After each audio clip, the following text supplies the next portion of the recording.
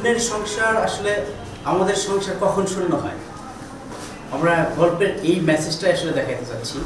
আমাদের সংসারে ধরেন অনেক ধরনের ক্রাইসিস থাকে না, ধরেন বাবা মা বা শাশুড়ি বা ধরেন বউ শাশুড়ি, বউ ছেলে মা, এই যে মিলিয়ে যে আমাদের সংসারে অনেক ধরনের একটা ক্রাইসিস থাকে।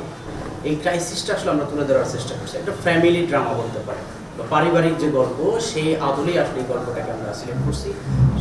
এইগুলা এই ধরনের ক্রাইসিসগুলো আমরা এই গল্পটায় আচ্ছা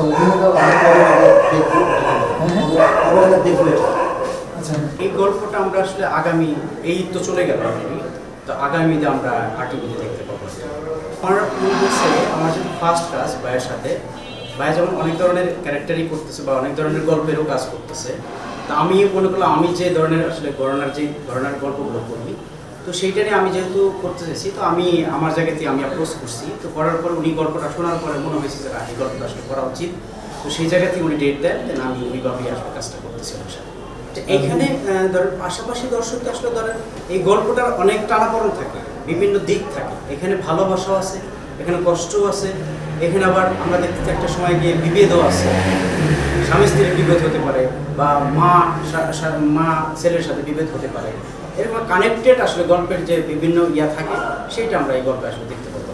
মনে হয় খুব বেশি ডিফারেন্ট কিনা যায় না, হয়তো এই ধরনের গল্পও করে থাকেন, হয়তো এইটা একটু অনেকদিন পরে হয়তো করছেন। তো আমি ওই অ্যাপ্রোচটাই করছি যে আমি আসলে একটু আপনি যে ধরনের গল্পগুলো করতেছেন তার থেকে বের হয়ে যদি একটা গল্প করা যায় আর কি, তো সেইটা উনি আমাকে মানে সাধুবাদ জানায় এবং সেই গল্পটা ওইভাবেই আসলে তার সাথে আমরা করতেছি।